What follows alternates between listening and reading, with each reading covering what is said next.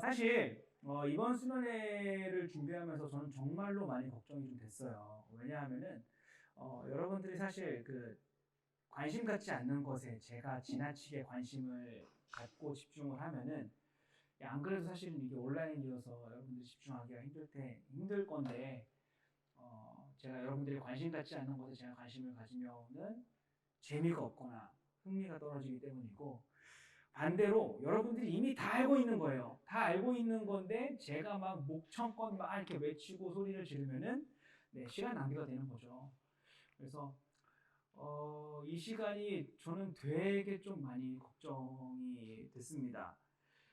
그래서 참 많은 걱정을 하면서 이번 수련회를 준비를 했어요. 그래서 혹시라도 여러분들이 이번 수련회 별로였어 라고 하는 말을 할까봐 밑밥을 좀 미리 던져놓자면 사실 그 수련회를 준비하는 한 달 동안 저는 사실 다른 어느 수련회를 준비하는 날들에 비해서 저에게는 그 하나님의 은혜에 좀 덮이는 시간이었습니다. 그 부분을 여러분들께 말씀드리고 싶었어요. 다른 어떤 수련회를 준비하는 때보다도 이번 수련회가 저는 하나님께 보다 더 은혜에 덮이는 시간이었고 그리고 다른 어느 때보다도 하나님의 따뜻한 품에 안길 수 있는 시간이었어요. 저희 식구들 다 친정에 보내놓고 저 혼자 집에 있었거든요. 되게 외로운 시간이었는데 아내가 여기 없으니까 제가 하는 말인데 되게 따뜻한 시간이었습니다.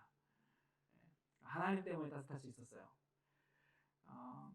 그래서 여러분들에게도 이 시간이 좀 따뜻한 시간이 되었으면 좋겠다. 정말로 내가 이 시간만큼은 하나님의 품에 안기는 시간이었다. 라고 말할 수 있는 그런 시간이 되었으면 좋겠습니다. 자, 그러한 마음을 가지고 좀 이렇게 이 시간을 시작을 하자면, 먼저, 왜 강독인가? 왜 이번 수련회를 강독 수련회로 하려고 하는가? 강독이란 이 사전적인 의미를 좀 보자면은 글을 읽고 그 뜻을 밝히는 것을 강독이라고 해요. 정확하게 말하면은 낭독과 독해를 동시에 하는 거죠.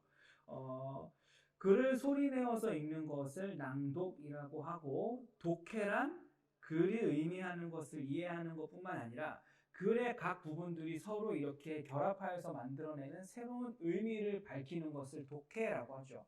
그러니까 강독이란 글을 소리내어서 읽음과 동시에 글이 가지고 있는 의미 그리고 또한 각 부분들이 서로 결합해서 새롭게 만들어내는 그런 의미들을 읽으면서 밝히는 것을 강독이라고 할 수 있겠죠.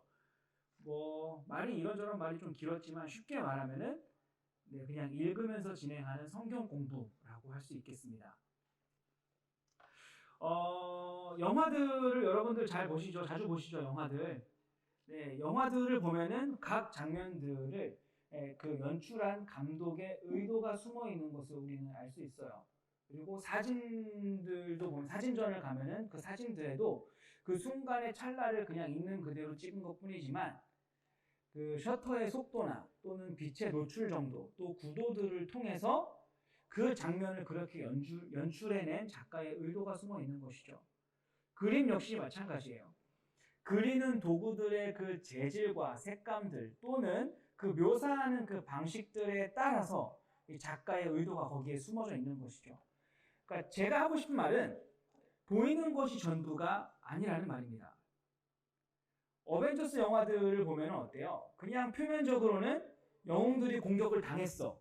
그래서 영웅들이 빡쳤어. 그래서 복수를 하는 내용이 그냥 어벤져스의 내용의 그 표면적인 내용일지 모르겠지만 그 안에 깔려있고 의도되어 있는 의미들을 생각한다면은 단순한 영웅들의 얘기가 아니라 우리가 지금 살고 있는 이 인간 세계의 복잡한 문제들을 담고 있는 내용임을 우리가 알 수 있고 그래서 전 세계의 사람들이 그 영화에 열광하는 것처럼 사진도 그림도 마찬가지인 것처럼 이 성경도 마찬가지다라는 거예요. 성경도 그냥 표면적으로만 읽어서야 되는 것이 아니라 그 안에 있는 단어들이 그 결합해서 새로운 의미들을 드러내고 있고 또한 그 새롭게 드러난 의미들이 하나의 커다란 맥을 이렇게 밝혀내고 있다라는 겁니다. 그냥 성경은 표면적으로 읽으면은 다른 나라의 역사 이야기 같고 다른 사람들의 사는 이야기 같고 또한 어떠한 청년의 비극적인 인생과 또는 그 청년의 터무니없는 부활 이야기를 다룬 것 같고, 또한 그 청년에게 자극받은 또 다른 청년들이 전 세계를 돌아다니면서 비극당한 이야기를 전하는 것 같지만, 그 안에 수많은 약속들과 의도와 또한 정신과 가치관들이 서로 결합해서 또 다른 하나의 맥을 만들어내고 있는 게 성경이다라는 거죠. 그러나 그 내용이 너무 많아서, 그리고 우리가 그것을 다 이해하기에는 우리의 지혜가 부족한 것도 이유가 되겠지만, 우리가 그 안에 숨겨져 있는, 그러니까 성경 안에 숨겨져 있는 그 커다란 맥을 우리가 이해하지 못하는 것, 그 안에 있는 그 부분들을 결합해서 진짜 의미, 가장 중요한 핵심 의미를 우리가 발견하지 못하는 이유는 뭘까요? 지혜가 부족한 것도 있지만 그것을 발견하지 못하는 진짜 이유는 우리가 읽지 않는다라는 겁니다. 나는 성경을 많이 읽고 있다라고 하는 분들이 계실지도 모르겠지만, 제가 우리 청년들과 90일 성경 일독을 진행하면서 느낀 것, 그리고 저 자신만 봐도 성경을 읽기보다는 성경을 보는 것에 익숙하고, 성경을 보는 것보다도 성경을 듣는 것에 더 익숙하다라는 것이죠. 제가 하는 말에 좀 차이를 좀 아시겠어요? 성경을 읽는 것이 아니라, 그러니까 이해하며 읽기보다는 그냥 성경의 그 글자를 순서대로 그냥 보는 것, 누가 읽어주는 속도에 맞춰서 성경을 듣는 것에만 익숙하지, 이 성경에 무슨 내용이 담겨져 있는가, 이런 것을 밝히기보다는 내가 몇 장을 읽었는가가 더 중요한 것이라서 우리는 이 성경 안에 담겨져 있는 진짜 의미를 놓치고 읽을 때가 더 많다라는 것이죠. 따라서 우리는 이번 수련회를 통해서 강도, 그러니까 소리내서 읽고 또 각 부분들의 내용들을 이해하고, 또 그 여러 부분들이 서로 어떤 상관관계가 있는지, 어떤 의미들을 새롭게 만들어내고 있는지, 적어도 우리가 이번 수련회 동안 읽고자 하는 이 룻기라고 하는 책만큼은 하나님이 우리에게 말씀하고자 하시는 그 내용을 파악하고, 또 코로나라고 하는 이 시대에 과연 하나님께서 이 룻기를 통해서 우리가 어떻게 살기를 바라시는지를 함께 살펴보고 밝히는 그런 시간을 가지려고 합니다. 자, 그러면은 왜 굳이 룻기인가? 많고 많은 그 66권의 책 중에 왜 하필 목사님 룻기를 고르셨습니까? 라고 물으신다면, 저는 일단 이런 시도가 처음이기 때문에 저도 그렇고 여러분들에게도 부담이 없어야 한다라고 생각을 했습니다. 그래서 룻기 총 몇 장이에요? 총 4장이죠, 4장. 이 4장밖에 되지 않고 절도 85개의 절밖에 되지 않아서 읽어도 참 금방 읽겠다 싶어서 룻기를 골랐습니다. 게다가 이 룻기는 소설처럼 기록이 되어 있어요. 그래서 발단, 전개, 위기, 절정, 결말이 다른 성경의 어떤 책들보다도 뚜렷하게 드러나 있는 책이기 때문에 읽는 사람들도 소설을 읽는 것처럼 재밌게 읽을 수 있겠다 싶어서 이 룻기를 골랐습니다. 그리고 결정적으로 그래, 이번 수련회는 룻기로 가야겠다 싶었던 이유는 단순히 이 룻기라는 책을 우리는 그냥 한 여인의 효도하는 책으로 그냥 기억하고 있겠지만, 이 짧은 책 속에 단 4장밖에 되지 않고 또 절도 전체가 85개의 절밖에 되지 않은 이 책에 구속이라고 하는 말, 그러니까 하나님께서 인류를 죄에서부터 건져내는 그 하나님께서 우리 인류를 죄에서부터 건져내는 것을 구속이라고 하는데, 그 구속, 이 성경의 가장 중요한 주제라고 말할 수 있는 이 구속이라고 하는 말이 가장 등장하는 책이 어디냐? 바로 이 룻기다라는 겁니다. 구속은 히브리어로 가알이라고 하는데, 그 가알이라고 하는 말이 형태를 바꿔가면서 이 룻기 안에서 총 22번, 빈도수로 따지자면은 4절마다 한 번씩 이 구속이라고 하는 말이 등장하는 게 이 룻기라고 하는 책이에요. 그러니까 단순히 한 여인의 효도를 말하려고 하는 책이 아니라 하나님의 구속을 말하려고 하는 책이다라는 겁니다. 마지막으로 신명기 23장 3절에 오늘 설교 시간에도 말했었죠. 모압과 암몬은 영원히 그 여호와의 총회에 들어오지 못한다라고 했어요. 그러니까 하나님께서는 모압 사람과 암몬 사람은 영원히 하나님 나라의 사람이 될 수 없다라고 하셨어요. 왜 이 모압과 암몬 사람은 하나님 나라에 들어갈 수 없게 되었을까요? 앞서 말씀드렸던 것처럼 이 모압과 암몬은 부정한 방법, 음란한 방법으로 시작한 민족이기 때문에 그렇습니다. 아브라함의 조카인 이 롯에게는 딸이 둘이 있었는데 그 딸들의 남편들은 소돔과 고모라에서 도피를 거부했어요. 하나님의 보호하심을 거부한 거죠. 그래서 결국 소돔과 고모라에서 죽게 되었고 롯과 롯의 두 딸은 과부가 되자 이 두 딸들이 하나님께 남편을 구한 게 아니라 해서는 안 되는 일을 하게 되는데 바로 아버지 롯에게 악한 마음을 가지고 술을 먹이고 동침을 해서 각각 낳은 아들이 모압과 암몬의 조상이 됩니다. 그런데 하나님께서 보시기에 그 방법이 너무나 악한 방법이었기 때문에 하나님께서는 모압과 암몬은 영원히 여호와의 총회에 들어올 수 없다라고 하신 것이죠. 그런데 이 룻이 모압 여인, 여호와의 총회에 들어올 수 없던 여인이었다라는 겁니다. 룻기 3장에 보면은 술에 취한 보아스 옆에 룻이 눕는 장면을 볼 수가 있는데 그럼 사람들은 아마 이렇게 생각할 거예요. 출신은 못 속인다고. 네, 역시나 모압 여자답게 역시나도 음란한 방법을 선택하는구나 라고 생각할 수 있는데 이 룻은 보아스가 움직이기 전까지는 절대로 움직이지 않고 보아스 역시 이 룻을 욕망의 대상으로 다루지 않습니다. 그리고 자신의 충성의 대상으로 여기고 끝까지 이 룻을 돌보는 것을 우리가 볼 수 있어요. 제가 룻기를 결정한 이유는 바로 여기에 있습니다. 룻기는 죄로 말미암아 태어난 이 모압 족속 같은 우리 사람을 하나님이 어떻게 구속하시는가를 분명하게 드러내고 있는 책이에요. 술에 취한 아버지를 속여서 동침하여 자녀를 낳은 모압과 암몬을 구속하는 방법은 아무리 술에 취했어도 율법의 요구대로 산 그 보아스를 통해 가능하다라는 것을 보여주고 있다는 것이죠. 이 보아스는 끝까지 율법 앞에 의로움을 놓치지 않았고 자신의 형제의 가족들의 기업을 이어가도록 만들겠다라고 선언하였고 그 약속을 반드시 지켰습니다.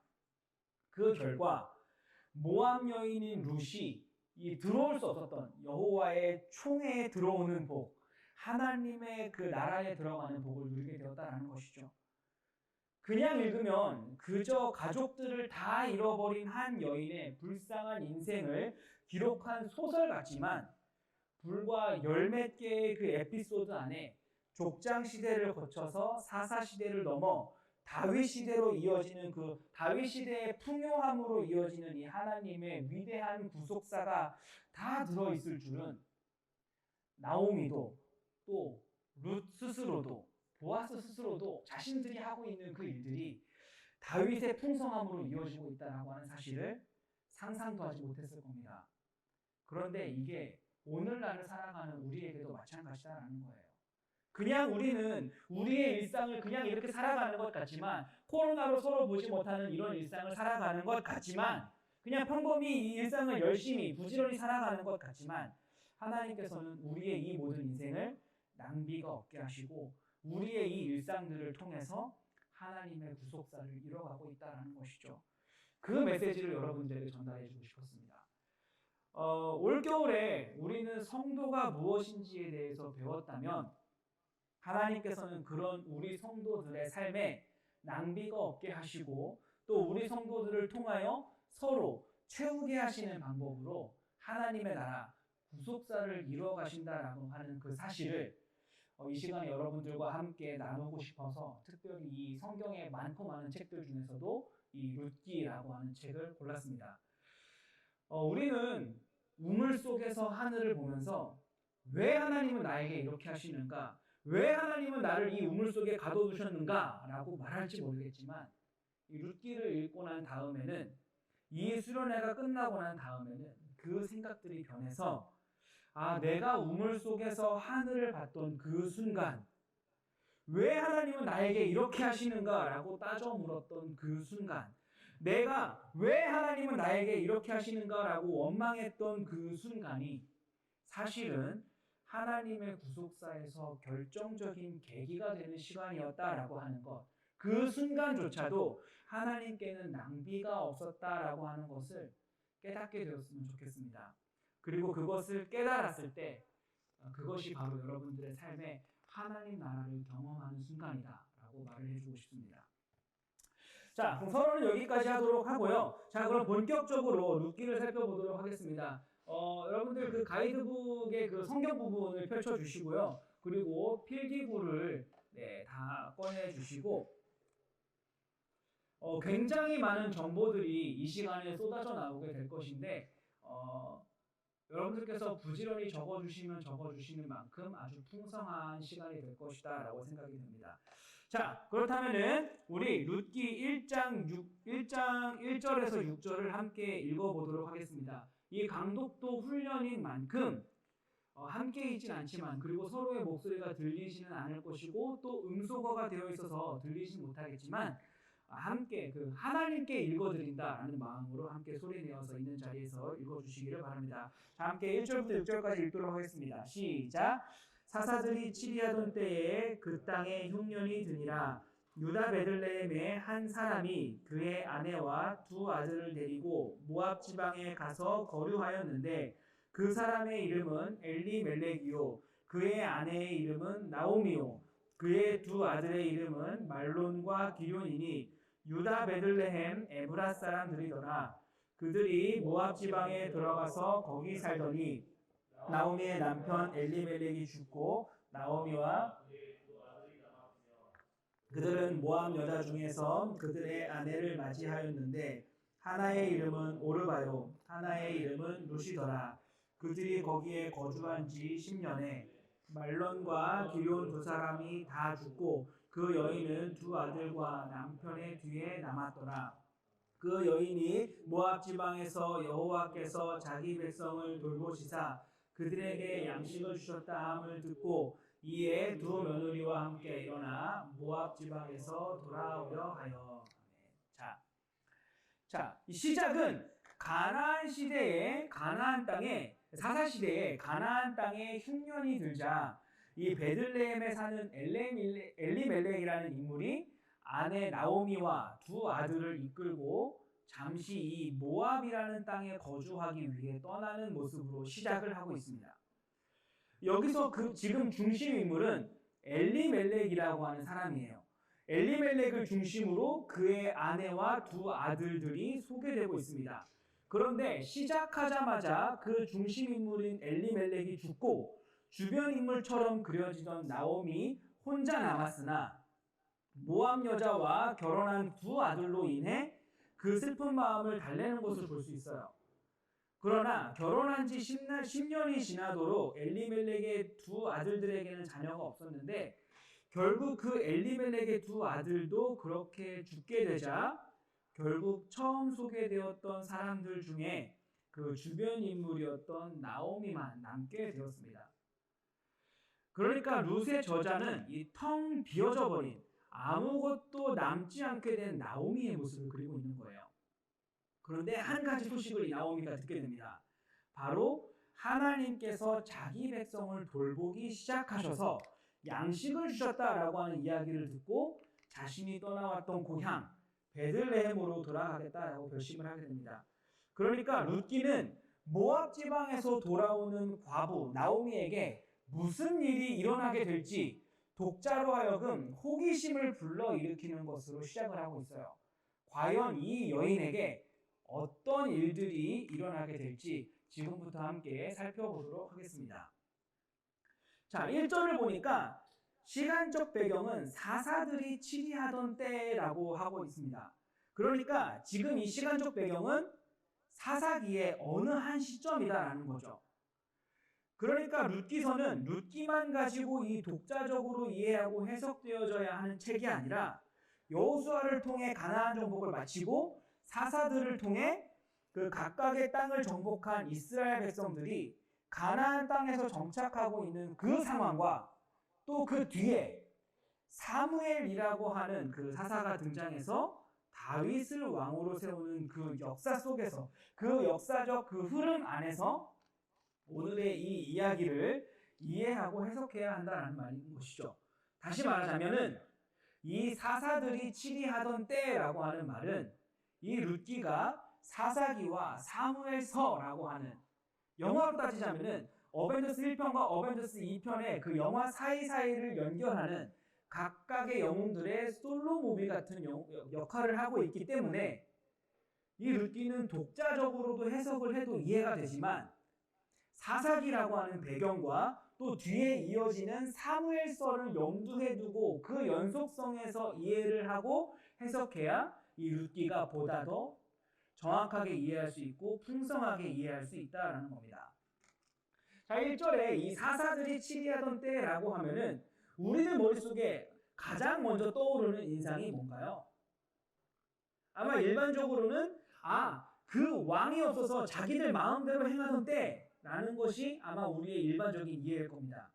그래서 이때는 사람들이 다들 자기 마음대로 살았을 것이라고 하는 고정관념을 가지고 이 룻기를 해석하기가 쉬워요. 그러나 자기들 마음대로 행했다라고 하는 것은 사사기가 드러내고자 하는 주제인 것이지 이 룻기가 말하려고 하는 것이 아닙니다. 그러니까 우리는 이 사사들이 치리하던 때라고 하는 말을 자기들 마음대로 행했던 때라고 하는 그 인상을 지우고 사사들이 치리하던 때라고 한다면 왕이 없었을 때구나 라고 생각하는 것이 그 정확한 이해라고 말할 수 있겠습니다.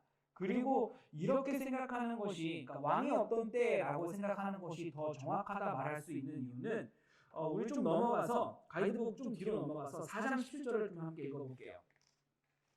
4장 17절입니다.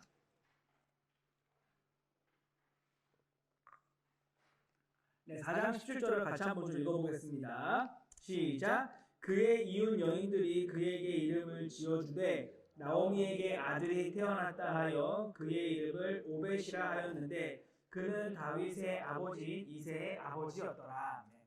자, 여기 보면은 왕이 없던 때로 시작을 했는데 왕의 아버지가 태어났다는 것으로 룻기가 마무리가 되고 있어요.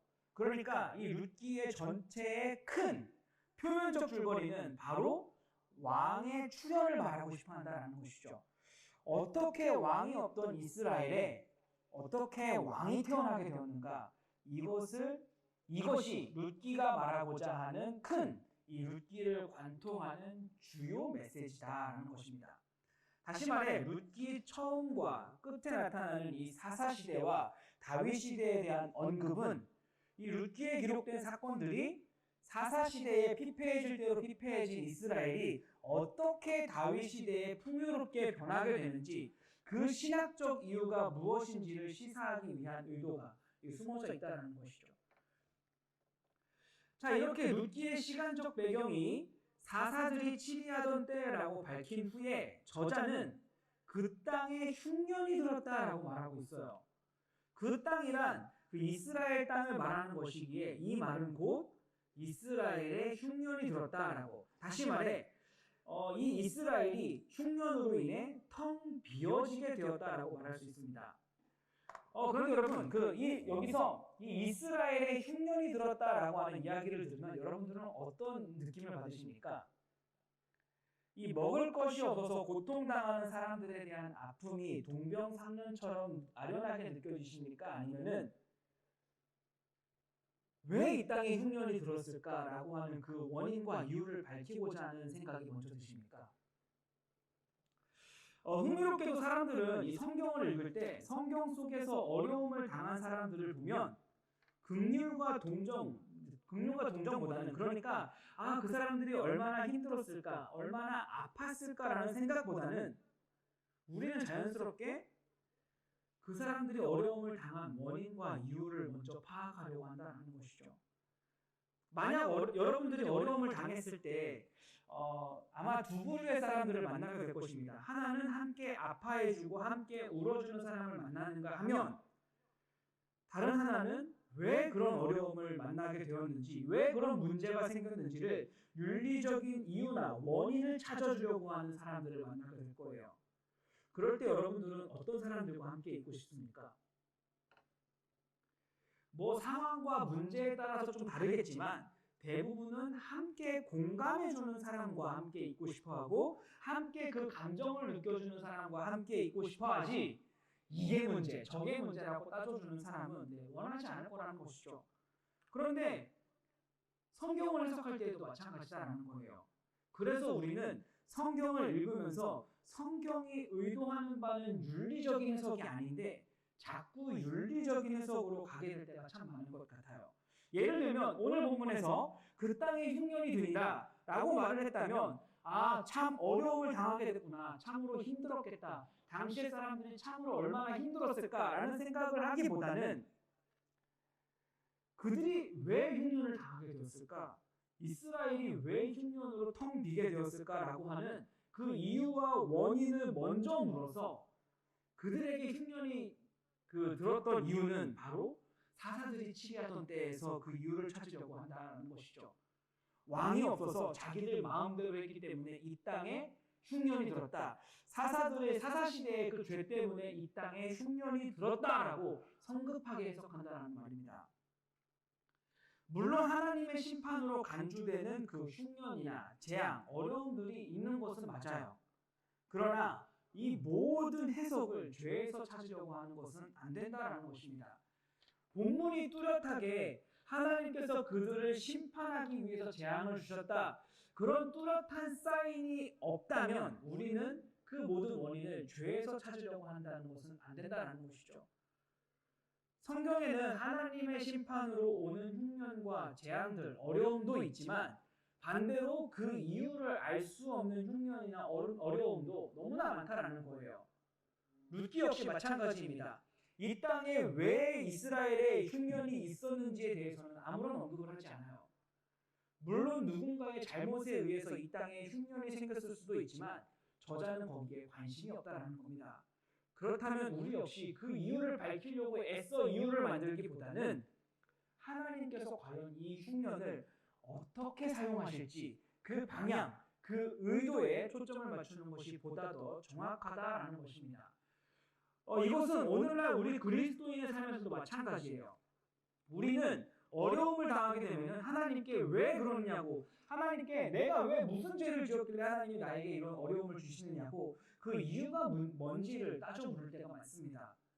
그런데 오늘 본문에 이스라엘에게 흉년이 있는 것처럼 하나님의 백성이라고 하는 이스라엘에게도 이런 재앙이 있는 것처럼 그들이 하나님의 백성이라고 해서 고통의 면제권을 얻은 것이 아닌 것처럼 우리 역시 예수님을 믿는다고 해서 고통의 면제권을 얻은 것이 아니다라는 것이죠. 우리 역시 예수님을 믿는 사람들과 예수님을 믿지 않는 사람들과 동일하게 어쩌면 더욱 고난과 재난에 노출될 때가 많습니다. 우리는 이 코로나가 왜 생겼는지 알 수가 없어요. 그러나 우리가 예수님을 믿지 않는 사람들과 다른 것은 이런 어려움 속에서도 하나님이 우리와 여전히 함께하고 계시며 우리를 위한 계획을 철저하게 이뤄나가고 계시고 또 우리의 이런 인생이 어려움 때문에 낭비되지 않도록 하신다라는 것. 이 고통과 어려움도 하나님께는 한치의 오차 없이 하나님 나라를 위해 사용되고 있다라고 하는 사실을 우리는 신뢰할 수 있다라고 하는 게 우리와 예수님을 믿지 않는 사람들의 차이다라는 것이죠. 자, 지금까지 사사들이 치리하던 때에 흉년이 들었다라고 하는 것으로 시간적 배경과 또 사건적 배경을 소개한 룻기의 저자는 이제 등장인물들을 소개합니다. 여기 1절의 등장인물, 주인공은 누구냐? 바로 유다 베들레헴의 한 사람입니다. 이 한 사람은 남자이고 아내가 있고 두 아들이 있는 사람이에요. 그러니까 주인공은 한 사람, 한 남자이고 아내와 두 아들은 주변 인물이 되는 것이죠. 이 룻기 저자는 이 등장인물을 소개함과 동시에 공간적 배경을 이스라엘 전체에서 유다 지파로, 그리고 이 유다 지파 중에서도 베들레헴이라고 하는 한 동네로 시선을 좁히고 있습니다. 이 베들레헴이라고 하는 지명의 뜻은 떡집이라고 하는 뜻이에요. 떡집. 이스라엘에는 총 두 군데의 베들레헴이 있습니다. 스불론 지파의 베들레헴과 유다 지파의 베들레헴인데 오늘의 배경은 바로 이 유다 지파의 베들레헴인 것이죠. 앞서 이 베들레헴이라고 하는 이름의 뜻이 떡집이라고 했는데 이 떡집이 지금 어떻게 된 거예요? 네, 흉년이 들어서 지금 떡집이 망한 겁니다. 그래서 이 떡집에 살던 사람들이 먹을 것이 없어서 이 먹을 것을 찾아서 지금 사방으로 흩어지고 있는 상황인 것이죠. 이 한 사람이라고 하는 주인공이 흉년을 피해서 찾아간 곳은 모압이라고 하는 지역이었습니다. 이 모압이라고 하는 지역은 사실 이스라엘의 먼 친척과도 같은 나라예요. 앞서 말씀드린 것처럼 아브라함의 조카인 롯의 아들이 조상이 되는 나라입니다. 롯의 딸들이 남편을 잃자 아버지 롯에게 술을 먹여서 동침한 후에 낳은 아들 중에 한 명이 바로 모압이었는데 그 모압의 후손들이 바로 이 모압이라고 하는 나라가 된 것이죠. 이렇게 음란한 방법으로 태어난 모압은 성경에서 되게 음란한 나라로 소개가 됩니다. 이스라엘이 출애굽을 할 때 모압왕 발람을 데려와서 모압왕이 이 발람이라고 하는 선지자를 데려와서 이스라엘을 저주하게 했고 또 모압 여인들이 이스라엘 남자들과 행음하는 일이 발생을 하는데 그래서 하나님께서는 이런 모압에 분노하셔서 신명기 24장 3절에 암몬 사람과 모압 사람은 여호와의 총회에 들어오지 못하리니 그들에게 속한 자는 10대뿐 아니라 영원히 여호와의 총회에 들어오지 못하리라 라고 하셨습니다. 자, 그렇다면 오늘의 주인공인 이 한 사람이 먹고 살기 위해서 선택한 모압으로 이주한 것, 잘한 것일까요? 잘못한 것일까요? 뒤에 읽게 될 내용이지만 이 한 사람이 죽는 것, 그리고 두 아들이 죽는 것을 이 주인공인 한 사람이 약속의 땅인 베들레헴을 버리고 이방 땅, 그것도 음란한 땅인 모압으로 이동했기 때문이다라고 우리가 말해도 될까요? 앞서 말씀드렸지만 성경은 그의 선택에 대해서 이러쿵저러쿵 말을 하지 않습니다. 예를 들자면은 아브라함도 먹고 살기 위해 애굽이라고 하는 이방 땅에 간 적이 있고 야곱은 먹고 살기 위해 아들들에게 애굽이라고 하는 이방 땅에서 먹을 것을 구해오라고 한 적도 있으며 다윗은 목숨을 구걸하기 위해서 블레셋으로 국적으로 옮긴 적이 있는데 모두 다 성경의 저자들은 그 선택에 대해서 도덕적 판단을 내리지 않습니다. 따라서 우리도 오늘 이 한 사람의 선택에 대해서 도덕적 판단을 내릴 것이 아니라 도대체 이 저자가 무슨 말을 하고 싶어 하는지 어떻게 이 이야기를 풀어가려 하는지를 들어봐야 한다는 것입니다. 자, 어쨌든 이 한 사람은 흉년을 피해서 모압이라고 하는 지역으로 이동했어요. 모압은 이 사해라고 하는 바다를 끼고 있는 지역이라서 이스라엘에 비해 상대적으로 물이 넉넉한 지역이었습니다. 여기서 말하는 거류하다라고 하는 이 표현은 완전한 이민을 말하는 것이 아니라 나그네처럼 사는 모습을 말합니다. 그러니까 이 한 사람은 가족들을 데리고 모압 땅에 오기는 왔는데 모압 사람이 된 것이 아니라 언제든지 베들레헴 땅으로 돌아갈 준비를 하면서 살았다는 것이죠. 만약 모압에 정착할 것이었다라고 한다면은 이 모압 땅에 땅도 사고 밭도 사고 완전히 눌러 살아야 하겠지만 이 한 사람과 가족들은 언제든 마음만 먹으면 베들레헴으로 다시 돌아갈 상태, 늘 이삿짐을 싸놓고 굉장히 불편하게 살았다라는 겁니다. 오늘의 주인공은 돌아갈 곳, 본향이 있다라고 하는 사실을 한순간도 잊지 않았다라고 하는 사실을 바로 이 한 단어, 거류했다라고 하는 단어가 말해주고 있는 것이죠. 그러니까 모압으로 이주한 것 자체는 문제가 되는 것이 아니라 돌아갈 것이 없는 것처럼 사는 것이 더 문제다라는 것이죠. 오늘날 우리들을 생각하면 모압과도 같은 이 세상 속에서 이 세상 속에 살고 있어서 문제가 되는 것이 아니라 이 세상 속에서 거류가 아니라 정착하는 것을 선택하는 것. 다시 말해 하나님 나라 백성이 아닌 것처럼 사는 것이 더 큰 문제다라는 말입니다.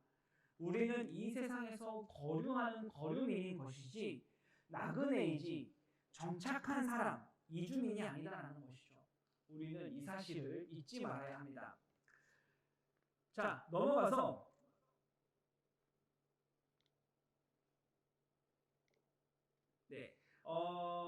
룻기의 저자는 드디어 이 한 사람의 이름과 그 가족들의 이름을 소개하고 있습니다. 구약에서 사람의 이름은 그 당시의 시대와 또 어떤 사건들을 반영해서 짓는 별명과 같아요. 그러니까 그 사람의 이름을 들으면 당시의 시대에 어떤 일이 있었는지 또는 당사자가 어떤 깨달음이 있거나 하면은 그것을 자신의 이름으로 삼았다는 것입니다. 따라서 그 구약 시대에서 구약에서 그 사람의 이름을 보면 당시에 무슨 일이 있었는지를 대충 짐작할 수가 있어요. 그러니까 야곱의 경우 이스라엘로 이름이 개명이 되는데 이름이 개명될 때 어떤 일이 있었나요? 바로 야곱이 하나님과 씨름을 해서 이기는 일이 있어서 그 이름을 하나님이 이스라엘이라고 하나님이 이기게 하셨다라고 하는 이름을 얻을 수 있었던 것처럼 각각의 이름에는 당시에 어떤 사건과 사고가 있었는지 배경이 어땠는지 알 수 있게 해준다라는 것입니다. 룻기의 여자는 이 한 사람의 이름을 엘리멜렉이라고 합니다. 이 엘리멜렉이라고 하는 뜻은 하나님은 나의 왕, 나의 왕은 하나님이시다라고 하는 뜻이에요. 이 엘리멜렉의 부모는 이 엘리멜렉의 이름을 지어줄 때 그 약속의 땅을 허락하시고 정복까지 할 수 있게 하신 하나님이 진짜 우리의 왕이시다라고 하는 신앙 고백으로 이 이름을 엘리멜렉이라고 지은 것이죠. 이 엘리멜렉의 아내의 이름은 나오미입니다. 나오미. 이 나오미는 기쁘다, 즐겁다라고 하는 뜻이에요. 그러니까 당시의 상황을 알 수 있는 거예요. 하나님을 나의 왕으로 모시고 사니까 어땠다라는 거예요? 네, 기쁨과 즐거움이 넘쳐났다라고 하는 것을 이 나오미의 이름에서 알 수 있는 것이죠. 그런데 문제는 바로 이 엘리멜렉과 나오미의 아들인 말론과 기럐입니다. 이 말론은 병들다, 질병이라고 하는 뜻을 가지고 있고 기럐은 약하다, 약함이라고 하는 뜻을 가지고 있어요. 자, 어떤 정신나간 부모가 미치지 않고서야 자신의 아들들의 이름을 질병, 약함이라고 짓겠습니까? 그런데 앞서 말씀드린 것처럼 이 이름이 당시의 사회나 또 사건, 사고들을 알 수 있는 정보라고 한다면 이것이 이해될 수 있는 것이죠. 무슨 말이냐면은 이 아들들을 낳을 때 이스라엘은 하나님을 자신의 왕으로 모시며 이제 그 즐거움과 기쁨으로 넘치며 사는 것이 아니라 하나님을 떠나기 시작하고 또한 이스라엘이 병들기 시작하고 약해지고 있었다라는 것을 이 아들들의 이름에서 우리가 유추할 수 있는 거예요. 설상가상으로 흉년까지 들어버렸으니 정말로 이 이스라엘이 말론과 기럐의 상태가 된 겁니다. 이렇게 엘리멜렉과 또 가족들을 소개한 룻기의 여자는 이 사람들의 출신을 한 번 더 소개하고 있습니다. 앞서 이 사람들은 유다의 베들레헴에 사는 사람들이다라고 했는데 이제는 이 사람들이 유다 베들레헴의 에브랏 사람들이다라고 말하고 있어요. 반복하는 데에는 이유가 있는데요. 강조하기 위함이죠. 자, 유다 베들레헴의 에브랏 사람이다. 자, 여러분들은 이 유다 베들레헴 에브랏이라고 하면 누가 제일 먼저 생각이 나십니까? 우리는 잘 모를 수 있는데 유대인들은 유다 베들레헴의 에브랏 하면 딱 떠오르는 인물이 있습니다.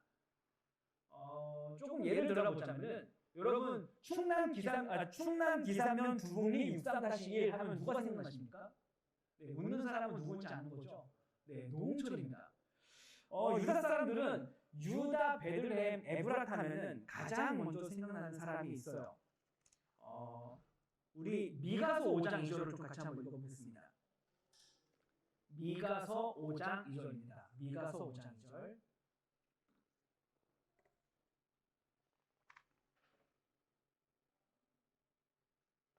미가서 5장 2절입니다.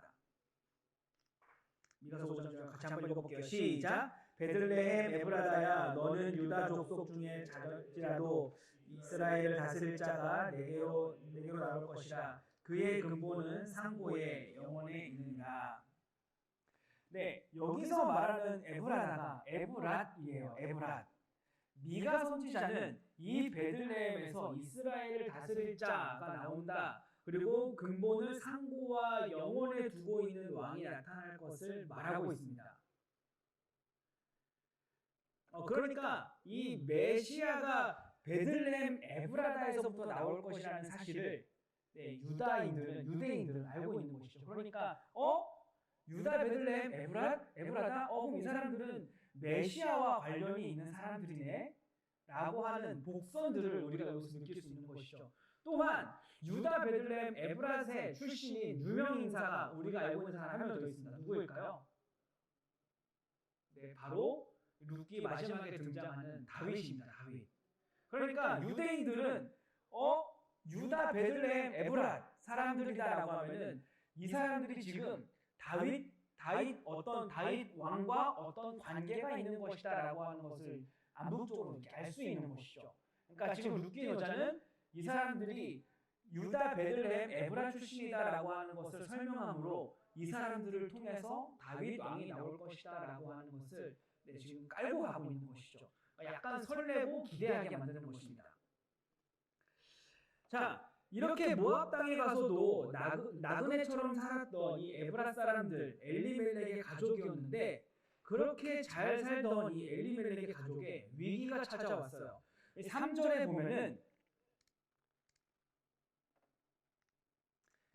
3절에 보면 나오미의 남편 엘리멜렉이 죽고 나오미와 그의 두 아들이 남았으며 라고 말하고 있는데 엘리멜렉이 죽은 겁니다. 근데 한 가지 흥미로운 것은 지금까지는 이 엘리멜렉을 주인공으로 해서 인물들을 소개했었는데 3절에서는 어떻게 되고 있나요? 네, 그 주인공이 바뀌었습니다. 엘리멜렉을 누구의 남편으로 소개하고 있나요? 네, 바로 나오미의 남편으로 소개를 하고 있어요. 성경 사회는 남자 중심의 사회였어요. 사람을 소개할 때도 남자의 아내, 남자의 아들이라고 말하지 여자의 남편, 여자의 아들이라고 말하지 않는다라는 것입니다. 그럼에도 불구하고 엘리멜렉을 나오미의 남편, 여자의 남편이라고 소개하고 있는 이 이유는 이 저자가 지금 이제부터 누구의 관점으로 이 사건을 바라보기를 원하느냐? 바로 나오미의 관점, 여자의 관점에서 바라보기를 바란다는 것입니다.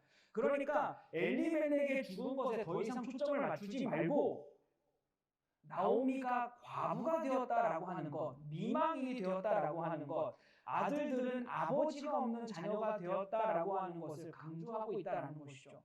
앞서도 말했지만 왜 죽었는지 이유를 따져 묻기보다는 어려움을 당한 사람들의 편에서 함께 공감하기를 바라는 저자의 의도가 담긴 표현이다라고 할 수 있겠습니다.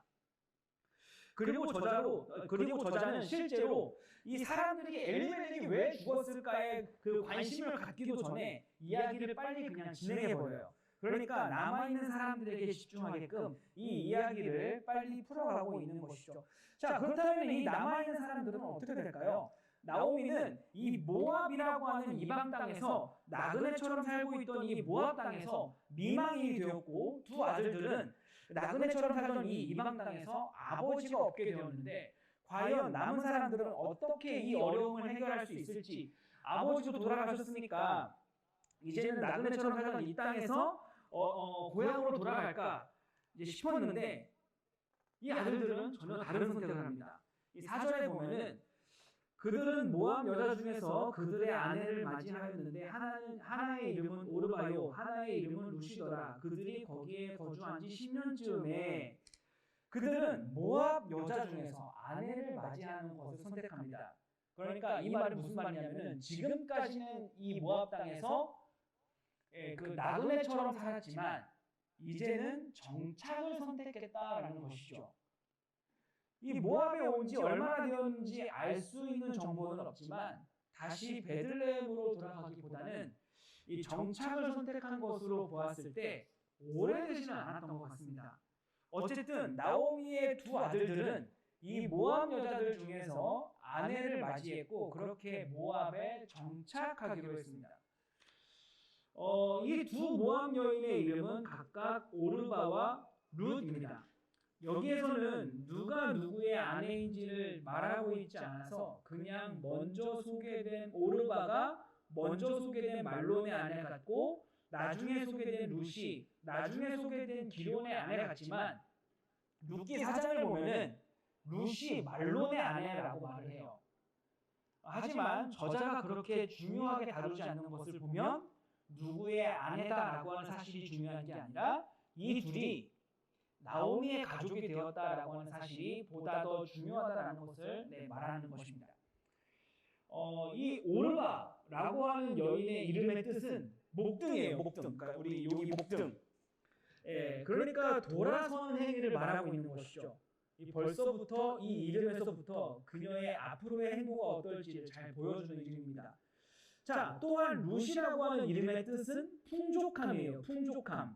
이 이름 역시 그녀가 앞으로 어떨지를 잘 보여주는 이름이라고 할 수 있겠습니다. 자, 어쨌거나 여러분들은 이 나오미의 두 아들들이 모압 여인들과 결혼하고 이방 땅에 정착한 것에 대해서 어떻게 생각하십니까? 성경은 지속적으로 이방 여인들과의 결혼을 금하고 있으니까 이 두 아들들이 모압 여인들과 결혼한 것을 죄라고 말해도 될까요?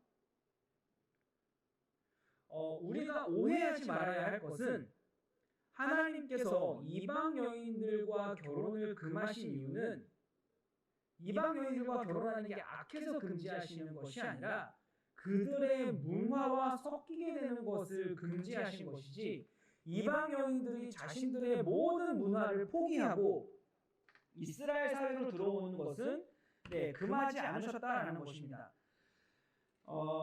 유다의 아내, 그러니까 오늘 우리가 살펴봤던 유다의 아내 다말도 이방 여인이었음에도 불구하고 모든 것을 포기하고 유다와 결혼해서 야곱의 집에 들어왔고, 이것을 야곱도 또 하나님도 죄라고 말씀하지 않으셨습니다. 라합 역시 가나안 여인, 이방 여인이었음에도 불구하고 가나안의 전통을 포기하고 이스라엘 사회로 들어왔을 때 여호수아나 하나님은 죄라고 여기지 않았으며, 심지어 이스라엘이 붕괴되어서 포로로 잡혀간 동안에 그들이 이방 땅에서 이방 사람들과 결혼한 것을 하나님은 죄라고 여기지 않으셨어요. 대표적으로 에스더는 아하수에로 왕과 결혼했음에도 불구하고 당시 사람들에게 그리고 하나님께 손가락질 받지 않았다라는 것입니다. 그러니까 이방 사람들과 결혼해서 문제가 아니라 그 결혼으로 인해서 하나님을 믿고 하나님을 섬기는데 이방 사람들의 방법으로 하나님을 섬기고 믿으니까 그것을 하나님께서 금지하신 것이지 이방 사람들과의 결혼을 금지하신 것이 아니다라는 거예요. 나오미와 두 아들들은 이 모압 땅에서 생존을 위해서, 모압에 정착하기 위해서 결혼을 선택한 것이기 때문에 그들의 선택은 죄가 아니라 필연적이었다는 것이죠. 자, 그렇게 모압 땅에 정착한 지 10년이 지났는데 또 한 번의 위기가 찾아옵니다. 5절입니다. 말론과 기론 두 사람이 다 죽고 그 여인은 두 아들과 남편 뒤에 남았더라. 이 정착하기로 한 그들의 삶이 어떻게 되었느냐? 안타깝게도 말론과 기론 두 사람이 자녀 없이 죽어버리고 맙니다. 성경은 다 죽고 그 여인이 가장 최근에 죽은 두 아들과 먼저 죽은 남편 뒤에 남았다라고 말하고 있어요. 보통은 죽은 순서대로 말하기 마련인데 가장 최근에 죽은 사람을 먼저 말하고 먼저 죽은 사람을 나중에 말함으로 해서 이 철저하게 이 나오미에게는 이제 아무도 남지 않았다. 나오미에게는 아무것도 남지 않았다. 나오미는 텅 비어버렸다. 이렇게 철저하게 나오미를 고립시키고 있습니다. 그런데 이 5절에 보니까 성경의 이 룻기의 저자는 나오미를 나오미다라고 이렇게 이름을 부르지 않고 그 여인이라고 말하고 있습니다. 그 여인은 어떤 여인을 말하나요? 바로 흉년을 피해서 고향을 등지고 이방 땅에 왔는데 이방 땅에서 남편을 잃은 이방인이 되었고 두 아들과 뭔가 좀 해보려고 했는데 두 아들마저 죽어서 아무것도 남지 않은 텅 비어버리고 처량하게 된 여인을 가리키는 말입니다. 성경 시대는 앞서 말한 대로 남성 사회예요.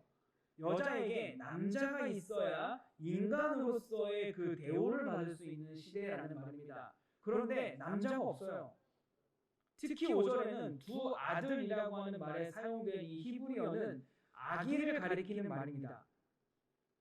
그러니까 이 단어는 룻기 4장 16절에도 등장하는 단어인데 그건 그때 가서 설명하기로 하고, 왜 아들이라는 단어를 놔두고 이 성경의 저자는 아기를 가리키는 말을 사용을 했느냐? 이제는 이 나오미에게는 아기를 키워서 인간의 그 인간 대우를 받을 수 있는 그런 여정도 그런 어떤 여지도 남지 않았다라는 말을 하고 있는 거예요. 그러니까 나오미가 더 이상 자녀를 둬서 인간 대우를 받을 수 있는 그 여지도 남지 않았다라는 말을 하는 것이죠. 나오미는 이 이방 땅에서, 그러니까 모압 땅에서 그 어떤 인간 대우도 받을 수 있는 그런 어떤 여지도 남지 않은 채, 그러니까 죽음의 희생물이 되었다라고 하는 것입니다. 이 나오미라고 하는 여인의 나오미라고 하는 여인이 죽음의 희생물이 되었는데 룻기의 저자는 그녀의 감정이 어떠했는지 1절 말하지 않아요. 심지어는 지금까지 죽은 사람들이 왜 죽었는지 그리고 나오미의 상태는 어떠한지를 말하려고 하기보다는 상황을 급박하게 다음 장면으로 넘기고 있습니다. 그 다음 장면은 뭐냐면은 이 나오미가 모압 지방에서 돌아오기로 결심했다라는 거예요. 6절입니다. 그 여인이 모압 지방에서 여호와께서 자기 백성을 돌보시사 그들에게 양식을 주셨다 함을 듣고 이에 두 며느리와 함께 일어나 모압 지방에서 돌아오려 하여. 그러니까 룻기 여자가 말하고 싶었던 것은 이 나오미에게 생긴 비극의 이유보다 앞으로 이 모압 지방에서 돌아온 나오미에게 비극 뒤에 어떤 일이 일어날지를 기대하게 만들려고 지금까지 어떤 이유도 말하지 않고 어떤 감정도 말하지 않고 이야기를 급박하게 진행해 왔다라는 겁니다.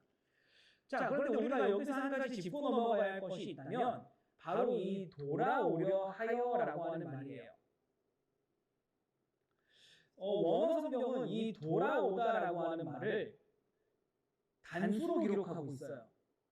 그러니까 사실 지금 남아있는 사람은 나오미뿐만이 아니라 오르바와 룻 이렇게 세 사람이 나와 있는데 이 성경은 성경 이 룻기 저자는 이 돌아오려고 하는 사람은 오직 단 한 사람 나오미뿐이고 모압 여인들인 룻과 오르바는 아직 아니다라고 하는 것을 말해서 과연 이 두 여인들은 어떻게 될까라고 미지수로 남겨두고 있다는 것입니다. 어쨌거나 나오미는 모압 지방에서 돌아오기로 결심했는데 그 이유는 바로 한 가지 소식을 들었기 때문이에요. 그 소식은 바로 여호와께서 자기 백성을 돌보시사 그들에게 양식을 주셨다라고 하는 소식 때문이었습니다.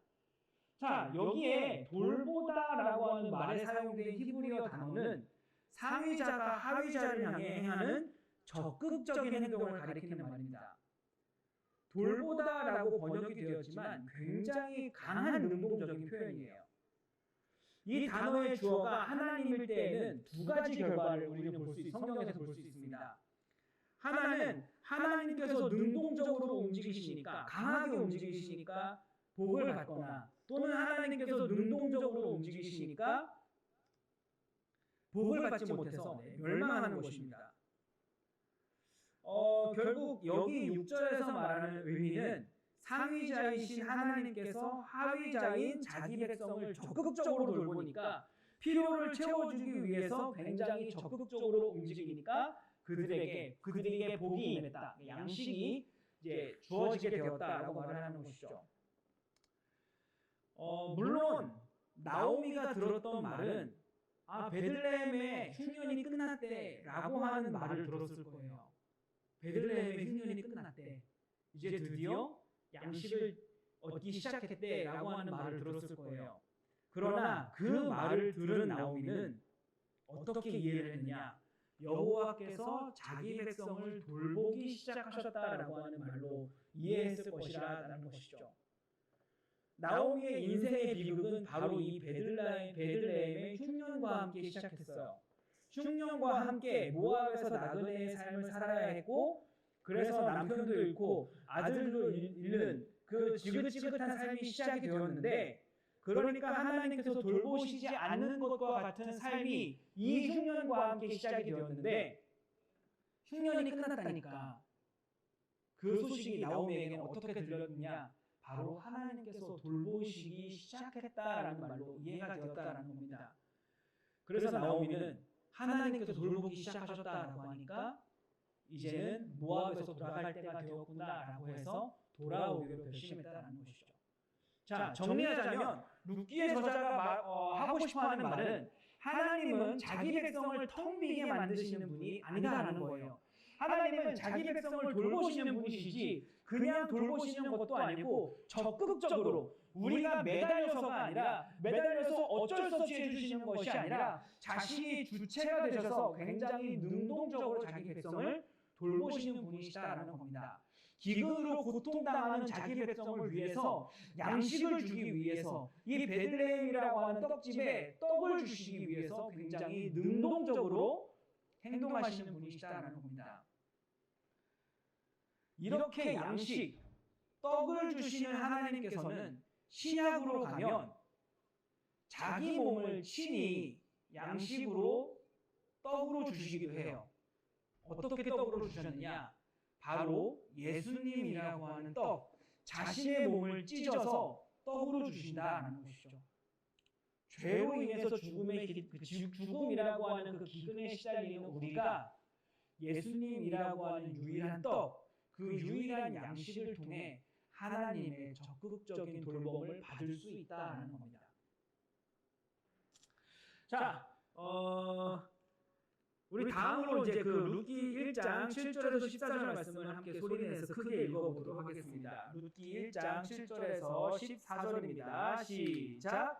있던 곳에서 나오고 두 며느리도 그와 함께하여 유다 땅으로 돌아오려고 길을 가다가 나오미가 두 며느리에게 이르되 너희는 각기 너희 어머니의 집으로 돌아가라. 너희가 죽은 자들과 나를 선대한 것 같이 여호와께서 너희를 선대하시기를 원하며 여호와께서 너희에게 허락하사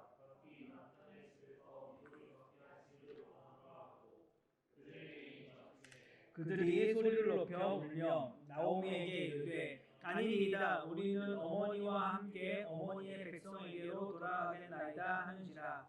나오미가 이르되 내 딸들아 돌아가라. 너희가 어찌 나와 함께 가려느냐? 내 태중에 너희의 남편된 아들들이 아직 있느냐? 내 딸들아 되돌아가라. 나는 늙었으니 남편을 두지 못할지라. 가령 내가 소망이 있다고 말한다든지 오늘 밤에 남편을 두어 아들들을 낳는다 하더라도 너희가 어찌 그들이 자라기를 기다리겠으며 어찌 남편 없이 지내겠다고 결심하겠느냐? 내 딸들아 그렇지 아니하니라. 여호와의 손이 나를 치셨으므로 나는 너희로 말미암아 더욱 마음이 아프도다. 아멘. 그들이 소리를 높여 다시 울더니 오르바는 그의 시어머니에게 이맞추되 룻은 그를 쫓았더라. 자, 이제 1장의 그 두 번째 단락은 모압 지방에서 돌아오는 나오미와 또 남아있는 두 며느리 사이의 대화를 기록하고 있습니다. 그 결과 오르바는 모압 지방에 남고 나오미와 룻이 함께 돌아오게 됩니다.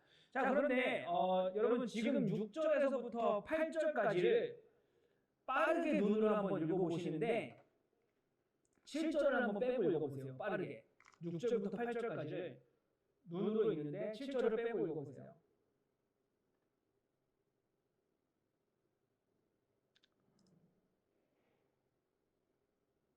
네, 읽어보시면 7절이 없어도 진행에 아무런 문제가 없습니다. 그런데 왜 굳이 룻기의 저자는 이 7절을 통해 나오미가 있던 곳에서 돌아오려 한다는 말을 기록하고 있을까요? 여기에 사용된 나오고 그리고 돌아오려고의 이 히브리어는 단수로 기록이 되어 있습니다. 그러니까 룻기의 저자는 굉장히 정확하게 표현을 하고 있는데 바로 돌아오는 사람은 나오미 한 사람뿐이고 지금 동행하고 있는 나오미가 유다 땅으로 돌아가는 길에 함께 걷고 있는 이 두 며느리는 돌아오는 사람이 아니라 아직 어떻게 될지 모른다라고 말을 하고 있는 거예요. 다시 말하면 나오미는 틀림없이 모압 지방에서 돌아오는데 두 며느리는 시어머니를 지금 어느 정도까지 배웅해주는 길이다라고 볼 수 있겠습니다. 정확히 어느 지점까지인지 지명을 말하고 있지는 않지만 많은 학자들은 아마 그 모압과 이스라엘의 국정 정도까지만 이 며느리들이 동행하고 있다라고 그리고 이제 여기에서 서로 작별을 고하고 있는 장면이다라고 말하고 있습니다. 나오미가 두 며느리에게 작별 인사를 합니다. 8절과 9절인데요. 나오미가 두 며느리에게 이르되 너희는 각기 너희 어머니의 집으로 돌아가라. 너희가 죽은 자들과 나를 선대한 것 같이 여호와께서 너희를 선대하시기를 원하며 여호와께서 너희에게 허락하사 각기 남편의 집에서 위로를 받게 하시기를 원하노라. 자, 여기 보면은 이제 그 작별 인사의 내용은 바로 각기 너희 어머니의 집으로 돌아가라. 그리고 9절에서는 남편의 집에서 위로를 받아라고 말합니다. 그리고 그 중심에, 그 두 말 중심에 너희가 죽은 자들과 나를 선대하는 것 같이라고 말을 해요. 그러니까 지금까지 너희가 우리 가문과 우리 가족들과 나를 선대한 것처럼 이제는 너희의 어머니의 집과 새로운 남편의 집에서 그들을 통해 선대를 받으라라고 말을 하는 것입니다. 그리고 여호와께서 너희를 허락하사라고 말을 하면서 그러한 복이 하나님께로부터 오기를 원한다라고 말하면서 이 말이 그냥 어떤 인사치레로 하는 말이 아니라 그냥 떠보려고 하는 말이 아니라 진심임을 표현하고 있는 것이죠. 그러니까 이제 그러니까 이 나오미가 두 며느리에게 한 작별 인사의 요점은 나는 이렇게 됐지만 적어도 너희만큼은 제발 행복했으면 좋겠다라고 하는 말인 것이죠. 이제는 평범한 여인의 삶으로 돌아가서 더 이상 내 며느리로 살지 말고 평범한 여인의 삶으로 돌아가서 남은 삶이라도 행복하기를 바란다라는 거예요. 나오미가 이렇게 생각한 이유는 지금까지 이들이 죽은 자들과 나오미 자신을 위해서 얼마나 선대했는지를 알기 때문에 그것에 대한 고마움을 표현할 수 있는 방법은, 그러니까 보답할 수 있는 방법은 바로 두 며느리를 더 이상 이제 그 며느리로서의 어떤 자격이 아니라 이제는 이제 그 평범한 여인으로서의 삶으로 그러니까 자유롭게 놔주는 방법밖에 없겠다라고 생각했기 때문입니다. 나오미는 지금까지 자신을 선대한 두 며느리가 베들레헴 땅에 가서 평생을 과부로 지내는 것, 심지어는 총회에 들어가지도 못하는 이 두 모함 여인들이 베들레헴 땅에서 과부로 지내는 것이 얼마나 힘든 일인지 알았기 때문에 나오미는 두 며느리들의 선대에 대해 여호와께서 너희에게 선대하시기를 원한다라고 하면서 축복하면서 보내는 것이죠. 특히나 여기를 보면은 8절에 보면은 어머니의 집, 그리고 9절에 보면은 남편의 집이라고 말을 하는데, 당시의 딸의 결혼은 어머니의 집에서 준비를 하고 아들의 결혼은 아버지의 집에서 준비를 한다라고 표현을 해요. 그러니까 어머니의 집으로 가라라고 하는 이 나오미의 말은 결혼을 해라라고 하는 말인 것이고, 남편의 집으로 가라라고 하는 말 역시 결혼해서 남편에게 위로를 받아라라고 하는 뜻인 것이죠. 나오미는 자신과의 그 자부의 관계를 정리하고 진심으로 이 두 며느리가 새롭게 출발하기를 바라고 있는 겁니다. 자, 그리고 여기에 룻기의 핵심 단어라고 말할 수 있는 그 단어가 등장하는데 바로 이 선대라고 하는 말입니다. 선대. 이 선대라고 하는 말은 이제 그 히브리어로 바로 여러분들이 읽고 계신 이 옷에 적힌 말인데 바로 헤세드입니다. 헤세드. 일반적으로 성경에서는 이 헤세드를 자비, 인자, 선함, 선대, 은혜, 긍휼 등으로 해석을 하는데, 이 헤세드는 히브리 문화권에서는 사실 충성에 더 가깝습니다. 일반적으로 우리가 아는 충성은 하위자가 상위자에 대해서 절대적으로 복종하는 행위를 이제 그 충성이라고 하지만, 이 헤세드는 반대예요. 상위자가 하위자에 대해서 절대적인 복종, 다시 말해 아낌없는 사랑, 적극적인 헌신의 행위를 가리키는 말인 것이죠.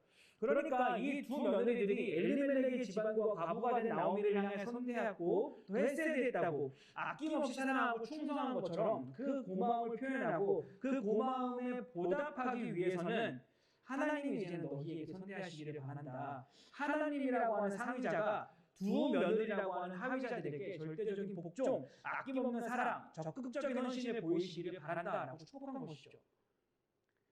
정리하면 새롭게 결혼해서 새 출발을 하는 그 모든 일에 하나님이 함께 하시기를 바란다. 하나님이 적극적으로 개입하시기를 바란다라고 축복한 것이죠.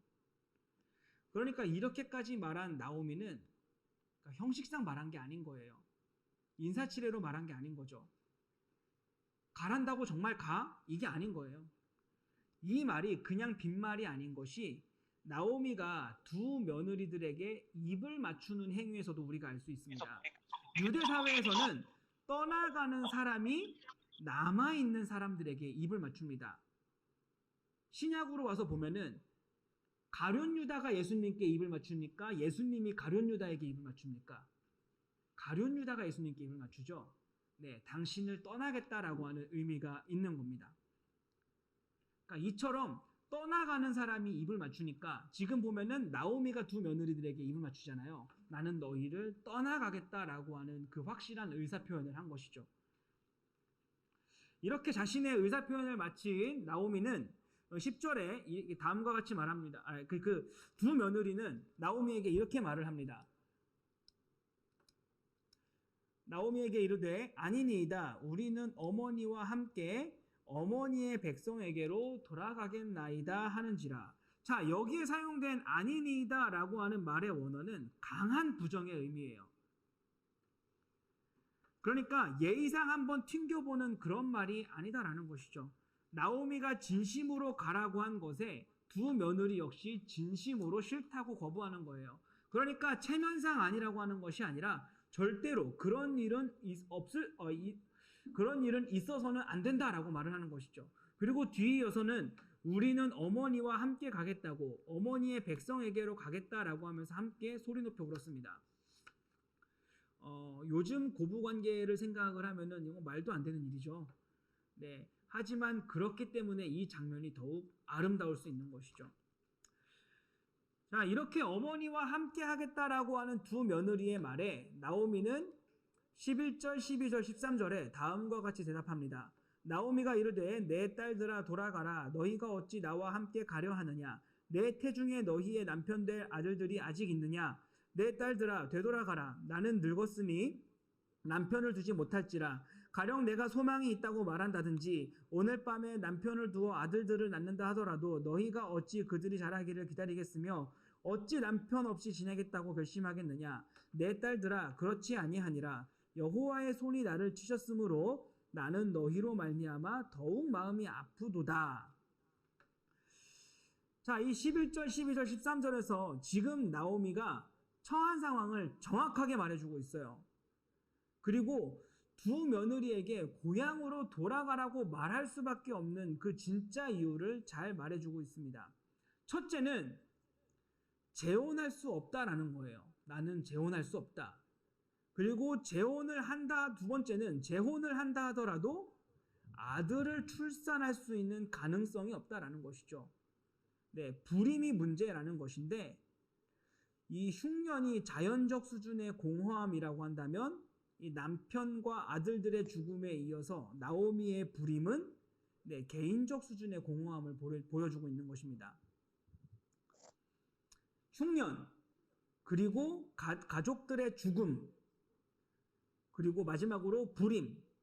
이 세 가지가 나오미가 처한 그 공허함의 상태인데, 자, 여러분 성경에서 3이라는 숫자가 가지고 있는 의미 알고 계시죠?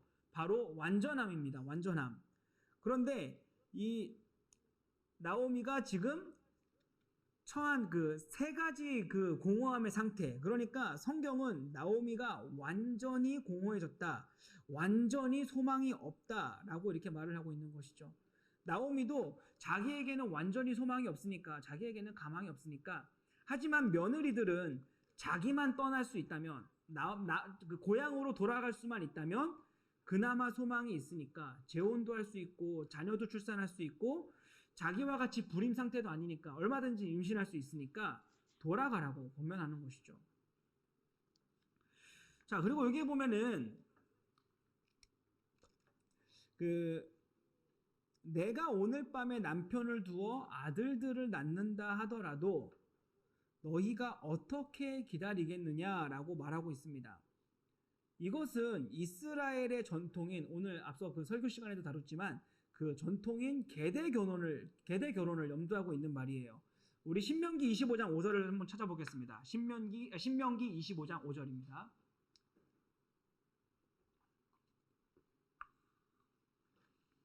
신명기 25장 5절. 신명기 25장 5절. 자, 함께 읽습니다. 시작. 형제들이 함께 사는데 그중 하나가 죽고 아들이 없거든 그 죽은 자의 아내는 나가서 타인에게 시집가지 말 것이요 그의 남편의 형제가 그에게로 들어가서 그를 맞이하여 아내로 삼아 그의 남편의 형제된 의무를 그에게 다 행할 것이요. 자, 결혼해서 살다가 남편이 아들이 없이 죽으면 이 아내는 남자가 없기 때문에 아무것도 상속받을 수가 없습니다. 그러니까 사람 대우를 못 받는 거죠. 게다가 앞서 말씀드린 것처럼 남자가 이제 없으면 이 사회는 사회 구성원으로서 사회 구성원으로서의 그 역할을 할 수가 없어요. 따라서 여자는 반드시 남자가 필요한데 하나님께서는 이 여자가 다른 집으로 시집을 가서 죽은 남편의 상속받을 기업이 사라지게 하지 말고 죽은 남편의 형제 또는 촌수가 가까운 친척이라도 그 여인을 아내로 맞이해서 아들을 낳아주라라고 이렇게 말하고 있습니다. 그런데 특이한 것은 그렇게 해서 낳은 아들이 내 아들이 아니라 죽은 남편의 아들이 되게 되는 것입니다. 그래서 그 아들이 죽은 남편의 기업을 상속받게 하는 것이죠. 이게 계대 결혼입니다.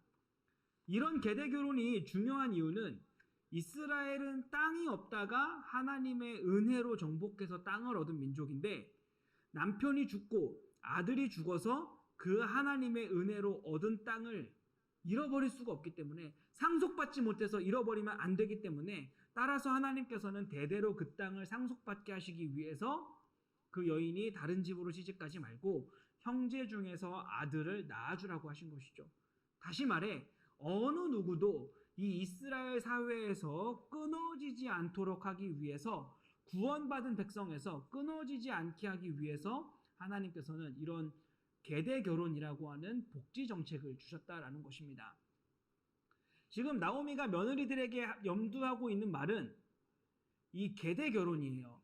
내가 오늘 밤 남편을 두어서 아들을 낳더라도 너희가 기다릴 수 없다라고 하는 말은 엘리멜렉의 형제를 통해서 내가 아들을 낳고 그 아들들이 죽은 말론과 기럐의 형제의 자격으로 오르바와 룻에게 아들을 낳아주게 되더라도 그 아이가 다 자라기까지 기다릴 수 없으니 그리고 그 아이가 자라고 나면은 너희야말로 불임이 되기 때문에 기다릴 수 없다라는 것입니다. 이 계대 결혼은 룻기를 이해하는 데 굉장히 중요한 장치이기 때문에 3장과 4장에서 보다 더 자세하게 다루도록 하겠습니다. 어쨌든 나오미는 자신이 이 며느리들과 갈 수 없는 이유를 밝혀요. 그러니까 나오미는 정말로 진심이었던 것입니다. 이 두 며느리가 모압으로 돌아가길 바랬던 거예요. 그리고 그 돌아가는 것이 윤리적인 문제가 없고 또 타당한 것임을 밝힌 것이죠. 그럼에도 불구하고 며느리들의 선택은 갈리게 되었습니다. 14절을 보니까 그들이 소리 높여 다시 울더니 오르바는 그의 시어머니에게 입맞추되 룻은 그를 붙쫓았더라. 떠나가는 것이 타당함에도 불구하고 두 며느리의 선택이 엇갈리게 되었습니다. 오르바는 시어머니에게 입을 맞췄다고, 그러니까 앞서 말씀드린 것처럼 입을 맞춘 사람이 떠나간다라는 뜻이니까 오르바는 나오미를 떠나가는 것을 선택했고 룻은 나오미를 붙쫓게 된 것입니다. 많은 사람들이 오르바는 자기 이익만 생각하는 나쁜 사람이라고, 그리고 룻은 효녀다라고 말을 해요. 근데 지금까지의 정황을 보면 어떻습니까? 오르바는 비난받을 근거가 전혀 없습니다. 오르바는 오히려 일반적이고 정상적인 상식적인 선택을 한 것이죠. 게다가 오르바는 지금 나오미와 똑같은 선택을 하는 거예요. 나오미는 지금 이 모압 땅, 그러니까 이방 땅에서 과부로 살기가 너무 힘드니까 베들레헴으로 가고 있는 것인데 오르바 역시 이 베들레헴 땅에서 과부로 살 수가 없으니까 모압으로 돌아가는 거예요. 그러니까 나오미에게 상식적으로 남은 유일한 길이 베들레헴이었던 것처럼 오르바에게도 상식적으로 남은 유일한 살 길이 모압이었던 것이죠. 이 오르바는 성인으로의 그 스스로의 삶을 책임지는 아주 일반적이고 정상적이고 상식적인 선택을 한 겁니다. 사실 우리도 그렇지 않겠습니까? 당연한 선택을 하고 상식적인 선택을 하고 정상적인 선택을 하면서 우린 살아가요. 그런데 그 선택이 비난받아야 한다라면은 도대체 누가 비난받지 않고 살 수 있겠어요? 오르바는 악한 여자가 아니라, 그리고 반대로 룻은 선한 여자가 아니라, 오르바의 선택은 매우 정상적이고 일반적인 선택이었고 당연한 선택이었기 때문에 룻의 선택은 특별한 선택이었다라고 말할 수 있는 것이죠. 특히나 이 성경은 룻의 선택을 붙쫓았더라라고 표현하고 있는데 굉장히 잘된 번역입니다. 단순히 따라가거나 쫓아가는 것이 아니라 이 붙쫓았다라고 하는 말의 뜻은 부부가 서로 한 몸을 이뤄 한 인생을 살아가는 것처럼 어떤 한 공동체로서 한 인생을 살아가는 것을 말하는 말입니다. 그러니까 지금 룻은 시어머니와 한 인생을 살고 싶다라고 강력한 의지를 내보인 것이죠. 뒤에 살펴볼 16절, 17절은 바로 이 붙쫓겠다라고 결심한 룻의 의지를 잘 말해주고 있는 것입니다. 헤세드라고 하는 말이 사용되진 않았지만 자신보다 약자가 된 이 나오미를 향한 상대적인 강자인 룻의 충성을 알 수 있는 이 단어라고 할 수 있겠습니다. 자, 그리고 이 특별한 선택, 붙쫓는 선택에서부터 이 룻기가 본격적으로 시작이 됩니다. 자, 우리 그러면은 이 룻의 특별한 선택이 과연 어떤 결과를 초래하게 되었는지 우리 15절에서부터 18절을 같이 한번 좀 읽어볼게요. 15절에서부터 18절입니다. 자, 함께 읽습니다. 시작. 나오미가 또 이르되 보라 내 동서는 그의 백성에게로 그의 신들에게로 돌아가니 내게 어머니를 떠나며 어머니를 따르지 말고 돌아가라 강권하지 마옵소서. 어머니께서 가시는 곳에 나도 가고 어머니께서 머무시는 곳에서 나도 머물겠나이다. 어머니의 한 백성이 나의 백성이 되고 어머니의 하나님이 나의 하나님이 되시리니 어머니께서 죽으시는 곳에서 나도 죽어 거기 묻힐 것이라. 만일 내가 죽는 일 외에 어머니를 떠나면 어머니께서 여호와께서 내게 벌을 내리시고 더 내리시기를 원하나이다 하는지라. 나오미가 룻이 자기와 함께 가기로 굳게 결심함을 보고 그에게 말하기를 그치니라. 아멘. 자, 나오미가 특별한 선택을 한 이 룻에게 말합니다. 15절에 보니까 보라 내 동서는 그의 백성과 그의 신들에게 돌아가니 너도 너의 동서를 따라 돌아가라. 앞서 어머니의 집과 남편의 집으로 가라고 했던 나오미는 이제 룻에게 오르바처럼 그의 백성과 그의 신들에게로 돌아가라 라고 말하고 있어요. 이것은 룻이 나오미와 함께 베들레헴에 가는 것이 단순한 일이 아님을 말하고 있는 것입니다. 모압이나 베들레헴이나 다 똑같이 사람 사는 곳이라고 하는 것이 아니라 너의 이전의 정체성을 버릴 수 있겠느냐고, 백성과 신을 버릴 수 있겠느냐라고 묻는 것입니다. 그러니까 다시 말해 앞으로는 새로운 가치관을 가지고 살아갈 수 있겠느냐라고 묻는 겁니다. 이전에 나오미의 가족들은 모압 땅에 거류했지만, 그러니까 이스라엘 사람이라고 하는 정체성과 가치관을 버리지 않은 채 모압에서 살았지만 그것은 남편이 있을 때에나 남자가 있을 때에나 가능했기에 이제는 그럴 수가 없어서 이 베들레헴으로 가는 것인데, 반대로 룻에게는 이 베들레헴에 가서 모압 사람이라고 하는 정체성과 그 가치관을 남편 없이 버리고 살 수 있겠느냐라고 묻는 겁니다. 이것은 우리 그리스도인들의 정체성과도 같습니다. 우리는 예수님을 믿고 나면서부터 이전의 그 백성과 이전의 신을 버리고 새로운 정체성과 새로운 가치관을 가지고 살아가는 것이죠. 그러는 척하면서 사는 것이 아니라, 흉내내며 사는 것이 아니라 그냥 새로운 정체성과 가치관을 이해하고 동의하는 것 정도가 아니라 이제는 완전히 바뀌는 것, 그것이 그리스도인의 모습인 것이죠. 어쨌든 나오미는 자기와 함께 베들레헴에 가는 것은 정체성과 가치관의 문제가 있는 것이다 라고 이렇게 말을 했는데, 이 말을 들은 룻은 자신의 의지를 정확하게 밝힙니다. 16절입니다. 룻이 이르되 내게 어머니를 떠나며 어머니를 따르지 말고 돌아가라 강권하지 마옵소서. 어머니께서 가시는 곳에 나도 가고 어머니께서 머무시는 곳에 나도 머물겠나이다. 어머니의 백성이 나의 백성이 되고 어머니의 하나님이 나의 하나님이 되시리니 어머니께서 죽으시는 곳에서 나도 죽어 거기 묻힐 것이라. 만일 내가 죽는 일 외에 어머니를 떠나면 여호와께서 내게 벌을 내리시기고 더 내리시기를 원하나이다 하는지라. 나오미가 룻이 자기와 함께 가기로 굳게 결심함을 보고 그에게 말하기를 그치니라. 자, 드디어 처음으로 룻의 대사가 나옵니다. 대부분의 사람들은 여기서 룻의 신앙을 확인해요.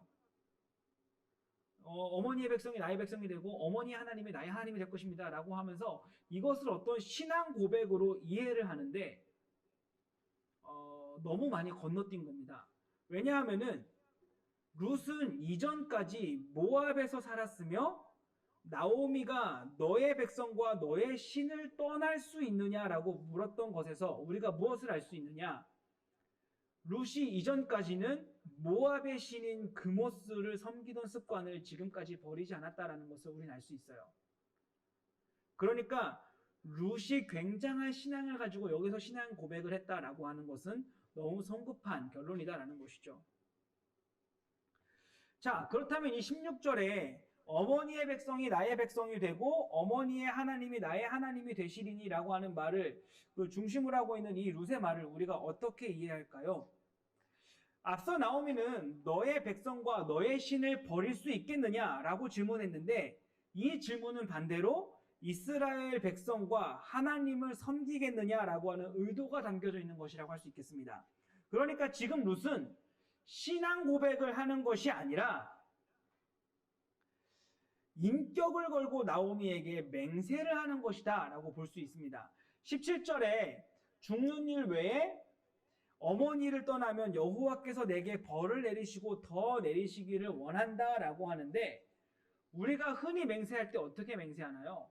내가 진짜 목숨 걸고 맹세해 라고 하는 것처럼 지금 룻은 나오미를 절대 떠나지 않겠다라고 신앙 고백을 하는 것이 아니라 맹세를 하는 것이다 라는 것이죠.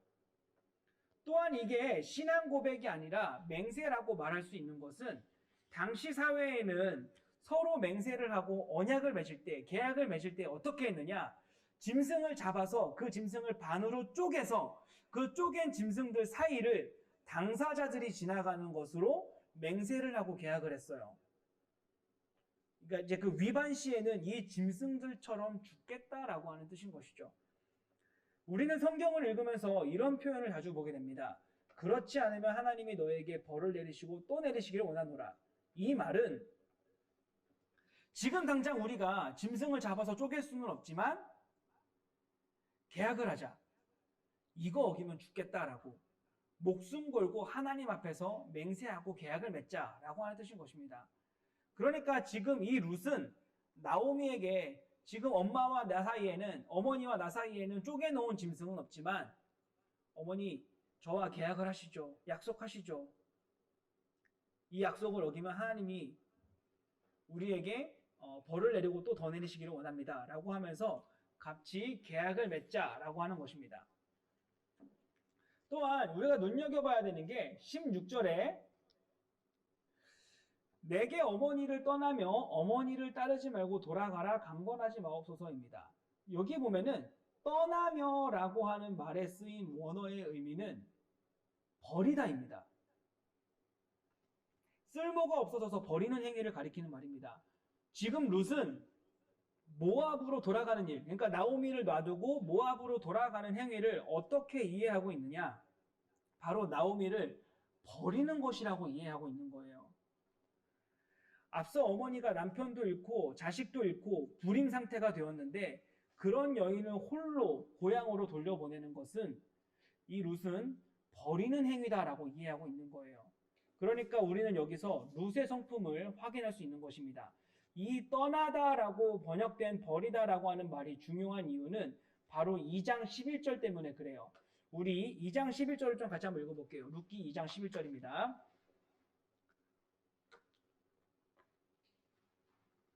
2장 11절 같이 읽어볼게요. 시작! 보아스가 그에게 대답하여 이르되 내 남편이 죽은 후로 내가 시어머니에게 행한 모든 것과 내 부모와 고국을 떠나기 전에 알지 못하던 백성에게로 온 일이 내게 분명히 알려졌느니라. 여기 2장 11절에 보면 또 내 부모와 고국을 떠나라고 하는 말을 등장히 하는데 네, 같은 단어예요. 그러니까 보아스는 룻이 나오미와 함께 돌아온 것을 내 부모와 고국을 떠난 일, 그러니까 이 부모와 고국을 버린 일이다라고 말을 한다는 것이죠.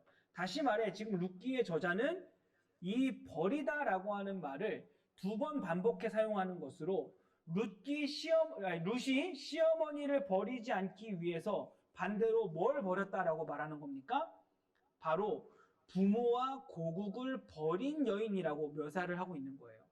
앞서 나오미는 백성과 신에게로 돌아가라 라고 했는데 룻은 지금 하는 말이 난 당신을 버리지 않기 위해서, 난 나오미를 버리지 않기 위해서 이미 내 부모도 고국도 신도 버렸다라고 이렇게 맹세를 하면서 자신의 몸에 이렇게 위에서 아래로 선을 그으면서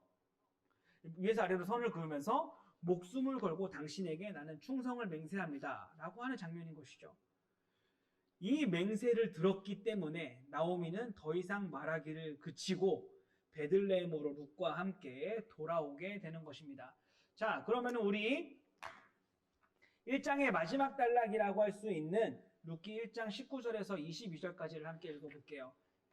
19절에서 22절까지입니다. 함께 읽어봅니다. 시작! 이에 그 두 사람이 베들레헴까지 갔더라. 베들레헴에 이를 때에 온 성읍이 그들로 말미암아 떠들며 이르기를 이가 나오미냐 하는지라. 나오미가 그들에게 이르되 나를 나오미라 부르지 말고 나를 마라라 부르라. 이는 전능자가 나를 심히 괴롭게 하셨음이니라. 내가 풍족하게 나갔더니 여호와께서 내게 비어 돌아오게 하셨느니라. 여호와께서 나를 징벌하셨고 전능자가 나를 괴롭게 하셨거늘 너희가 어찌 나를 나오미라 부르느냐 하니라. 나오미가 모압 지방에서 그의 며느리 모압 여인 룻과 함께 돌아왔는데 그들이 보리추수 시작할 때에 베들레헴에 이르렀더라. 네. 자, 룻의 진심 어린 그 맹세를 들은 나오미는 이제 룻과 함께 베들레헴으로 향하였고 마침내 이 베들레헴에 도착하게 되었습니다. 이 룻기의 저자는 두 사람이 베들레헴에 이를 때에 온 성읍이 그들로 말미암아 떠들며라고 말하고 있는데, 자, 그럼 정말로 나오미가 어떤 유명 인사라서 모든 베들레헴의 사람들이 다 나와서 나오미를 보러 온 걸까요? 그게 아니라 이거는 제휴법입니다. 제휴법은 우리도 종종 사용하는 방법인데 어딜 갔어요. 어딜 갔는데 내가 찾는 사람이 없어요. 그랬는데 우리는 어떻게 말합니까? 아무도 없네? 또한 뭐 이렇게 몇 명 존 건데 다 졸았네? 라고 말하는 것이 바로 제휴법인 것이죠. 그러니까 온 성읍이 떠들었다라고 하는 말은 베들레헴의 모든 사람들이 나오미를 보려고 나왔다라고 하는 말이 아니라 때마침 봤던 몇몇 사람들이 나오미를 보면서 떠들었다라고 하는 말인 것이죠. 그런데 이 제휴법이 중요한 이유는 우리는 정치인들이 틈만 나면 뭐 국민의 뜻이라고 말하는 걸 볼 수 있어요. 그런데 그 정치인들이 정말로 국민의 전체 의견을 물은 것은 아닐 겁니다. 그냥 자기들과 의견이 맞는 몇몇 사람들의 일부의 의견을 가지고 제휴를 말한 것이죠. 이건 잘못된 제휴의 방법인데 여기서 제휴법이 중요한 이유는 일부가 떠들었지만 사실 그 일부의 반응이 베들레헴 전체의 분위기였다라는 겁니다.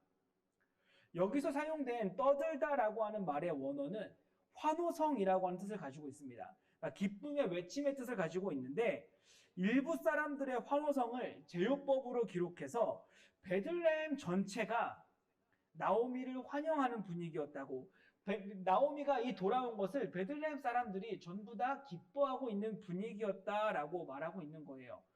이가 나오미냐? 저거 혹시 나오미 아니야? 저기서 오는 사람 나오미 아니야? 라고 하면서 이 베들레헴 온 동네가 사실은 이 나오미의 그 귀환을 환영하는 분위기였다라고 하는 것을 말해주고 있는 것이죠. 이 모두가 이렇게 환영하며 반가워하는데 딱 한 사람만 웃지 못합니다. 바로 나오미입니다. 우리 20절, 21절을 보면 나오미가 그들에게 이르되 나를 나오미라 부르지 말고 나를 마라라 부르라. 이는 전능자가 나를 심히 괴롭게 하셨음이니라. 내가 풍족하게 나갔더니 여호와께서 내게 비어 돌아오게 하셨느니라. 여호와께서 나를 징벌하셨고 전능자가 나를 괴롭게 하셨거늘 너희가 어찌 나를 나오미라 부르느냐. 자, 앞서 이 나오미의 뜻이 뭐라고 했습니까? 바로 즐거움, 기쁨이라고 했어요. 근데 지금 나오미가 뭐라고 하고 있습니까? 나를 나오미라고 기쁨이다, 즐거움이다 라고 말하지 말고 마라라고 부르라 라고 말하고 있어요. 이 마라는 쓰다, 또 괴롭다라는 뜻입니까? 그러니까 자기를 환영하는 사람들을 향해 나오미는 이렇게 말하는 거예요. 니네 즐겁니? 난 하나도 안 즐거워. 나 너무 괴로워. 라고 말하는 거예요. 그러면서 말하기를 내가 괴로운 이유, 내가 마라인 이유는 전능자가 나를 마라로 만드셨다고, 전능자가 나를 괴롭게 만드셨다라고 말하고 있어요. 그리고 그 괴로운 일이란 내가 풍족하게 나갔다가 비어서 돌아왔기 때문이다 라고 말합니다. 그런데 여러분, 나오미가 풍족하게 나갔나요? 나오미는 흉년 때문에 나갔습니다. 모압으로 간 원인은 흉년 때문에 나간 거예요. 그런데 자신이 풍족하게 나갔다라고 말하는 것은 바로 나에게 그때 당시에는 남편과 자식이 있었다라는 것이죠. 이전에는 내가 남편도 있었고 자식들도 있었지만 그래서 내가 언제든지 이 베들레헴에 돌아오면 소유권을 주장할 수 있었고 인권도 주장할 수 있었지만 그래서 나는 풍족했는데 전능자가 나를 괴롭게 하셔서 이제는 남편도 없고 자식도 없게 하셔서 나 너무 괴롭다고, 내 인생이 너무 쓰게 됐다고, 마라가 됐다라고 말하는 거예요. 그래서 내가 어떻게 나오미가 될 수 있겠느냐고. 나는 마라다. 나는 하나님이 나를 마라로 만드셨다. 지금 나오미는 자신을 환영하는 사람들에게 하소연하지만 사실은 하나님께 하소연하고 있는 것과 마찬가지인 것이죠. 이렇게 하나님께 하소연하지만 우리는 나오미의 신앙을 엿볼 수 있습니다. 무슨 말이냐면은 나오미는 이런 하소연하는 중에도 절대로 하나님의 주권을 부인하거나 부당하다고 하거나 불의하다라고 말하지 않는다라는 겁니다. 21절에 여호와께서 나를 징벌하셨고 전능자가 나를 괴롭게 하셨거늘, 이 말은 우리가 얼마 전에도 다뤘지만 하나님의 뜻이라고 받고 있는 거예요. 나오미는 지금 신앙 고백을 하는 겁니다. 이것도 다 하나님의 뜻이지 않겠습니까? 나오미로 사는 것도 마라로 사는 것도 결국 내 인생의 주관자는 하나님이시지 않겠습니까? 나는 마라의 삶을 살기로 했습니다. 라고 하면서 결국 자신의 이 텅 빈 인생에 도전장을 내밀기로 결정했음을 이제 그 사람들에게 말해주는 거예요. 전에도 말씀드렸지만 불평하지 않고 소리내지 않고 꾹 참는 게 인내가 아닙니다. 하나님께 불평하고 하나님께 하소연하면서도 그 하나님을 놓치지 않고 하나님의 품을 지속적으로 파고드는 것, 그것이 인내라는 것이죠. 그리고 우리가 인내할 수 있는 이유가 있다면 바로 하나님이 선하시기 때문에 그렇습니다. 나오미는 자신이 처한 현실에 대해서 하소연하지만 이 하소연은 자신이 처한 현실로 하나님을 판단하는 것이 아니라 하나님의 선하심을 기준으로 자신이 처한 현실을 판단하는 자세라는 것입니다. 나오미는 이렇게 자신이 참 어렵게 되었다라고 말하고 있지만 룻기의 저자는 2장으로 넘어가기 전에 화면을 룻에게 맞추고 있습니다. 우리도 영화를 보면은 카메라가 포커스를 주인공에게 맞췄다가 복선이 깔릴 만한 단서에 포커스를 맞추는 것처럼 지금 나오미의 절망적인 현실에 포커스를 맞췄다가 2장으로 넘어가기 직전에 어디에 맞추느냐? 바로 복선이 될 만한 단서에 포커스를 맞추는데 바로 22절이에요. 나오미가 모압 지방에서 그의 며느리 모압 여인 룻과 함께 돌아왔는데 그들이 보리 추수 시작할 때에 베들레헴에 이르렀더라. 나오미는 텅 비어져서 돌아왔기 때문에 자신은 마라라고 했습니다. 그런데 룻기의 저자는 희망이 있다라고 말을 하고 있는 거예요. 바로 함께 온 룻에게 초점을 맞추고 당시의 배경을 보리 추수가 시작할 때라고 말하면서 아직 희망이 있습니다 라고 말하고 있는 겁니다. 그런데 여기에 22절에 룻을 세 가지 방법으로 소개하고 있어요.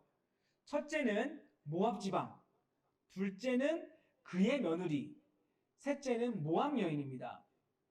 우리는 이미 룻이 모압 여인인 것을 다 알고 있어요. 그런데 굳이 여기에 완전히 남처럼 모압 여인이다라고 선을 긋는 이유는 독자들로 하여금 긴장을 늦추지 않도록 하기 위함이에요. 베들레헴 사람들은 나오미는 환대했는데 룻은 아니다라는 거죠. 앞으로도 살펴보겠지만 룻기의 저자는 지속적으로 이 룻을 소개할 때 모압 여인이라고 하는 꼬리표를 달아줍니다. 왜냐하면 이것은 당시 사람들과 이 모압 여인인 룻 사이에 긴장이 있기 때문에 그것을 계속해서 독자들에게 느끼게끔 하는 것이죠.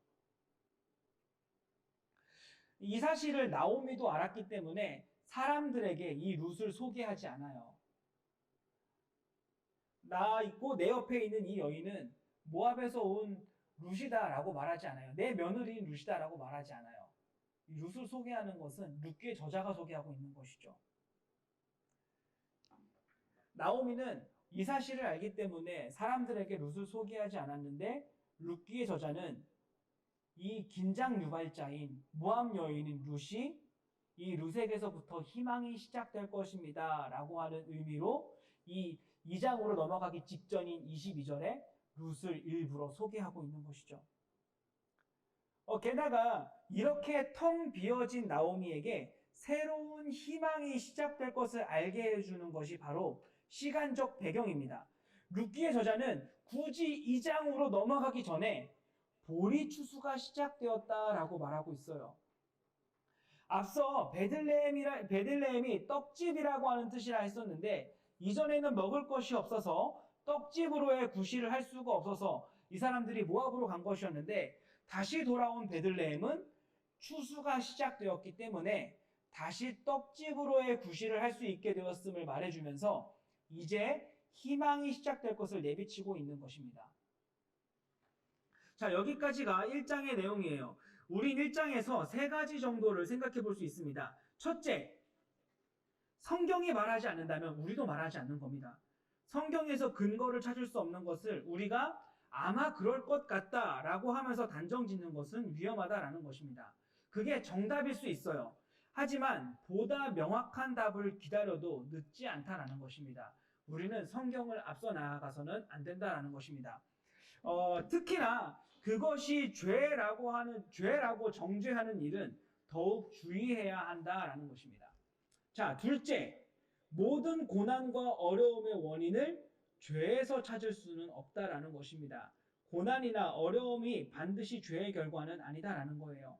따라서 고난을 당하는 사람도 어려움을 당하는 사람도 겸허히 하나님의 선하심을 신뢰하며 앞에 놓인 어려움에 도전장을 내밀고 한 발 전진하는 삶이 중요하다라는 것입니다.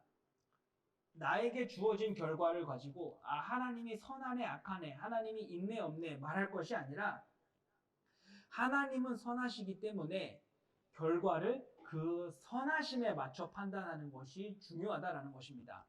자, 이와 연결해서 위로하는 사람도 마찬가지예요. 이러쿵저러쿵 할 것이 아니라 너 뭐 때문에 뭐 잘못했기 때문에 하나님이 너에게 이런 어려움을 주신 거야 라고 할 것이 아니라 함께 기다려주는 것이 중요하지 하나님은 선하시니까 이래라 저래라 하는 것은 안 된다라는 것입니다. 옆에 있는 사람들은 함께 울어주고 함께 공감해주는 것이 중요하다라는 거예요. 마지막으로 셋째, 하나님의 역사는 더 좋은 선택에서부터 시작된다라는 것입니다. 우리는 예의에서 벗어나지 않는 일, 적당한 일, 당연하고 상식에서 벗어나지 않는 일 정도를 하기를 바래요. 그리고 섬기고 베풀고 나누는 것도 그렇게 일반적인 선택으로 우리 한다라는 것이지만 일반적인 선택으로 하지만 사실 하나님의 일하심은 어디에서부터 시작되느냐? 바로 더 좋은 선택, 더 특별한 선택. 그러니까 죄인을 벌하는 것이 당연한 선택이지만 죄인을 구원하겠다라고 하는 하나님의 그 특별한 선택, 바로 헤세드의 선택에서부터 시작된 것처럼 하나님의 역사는 우리의 특별한 선택에서부터 시작된다라는 것이죠. 주변에 어려움을 당한 이웃이 있다면 하나님께서는 반드시 그 이웃을 채우실 것인데 그 채우시는 방법은 바로 누군가의 특별한 선택에서부터 시작된다라는 것입니다. 그리고 그 특별한 선택이 바로 우리 성도라고 하는 사람들이 하나님 나라를 사는 방법인 것이죠. 뭐 서로 연락하기 어렵고 서로 얼굴 보기 어려운 이 시대에 네, 그냥 그렇게 사는 거 너무 당연하고 상식적인 선택일 수 있어요. 나 그거 너무 어려워요 라고 말하는 거 네, 너무 당연한 선택일 수 있어요. 하지만 역사는 어디에서부터 일어나느냐? 네, 특별한 선택에서부터 일어난다라는 겁니다. 네, 내 주변 사람을 돌보겠다라고 하는 그 용기, 그 특별한 선택에서부터 하나님의 나라가 시작된다라고 하는 것이죠. 이 수련회 기간 동안에는 이 특별한 선택이 여러분들에게 좀 있었으면 좋겠습니다. 특별한 용기가 여러분들에게 있었으면 좋겠어요. 그래서 그 선택에서부터 하나님의 나라가 시작되었으면 좋겠습니다. 자, 오늘 여기까지가 우리가 다뤄볼 내용들이었고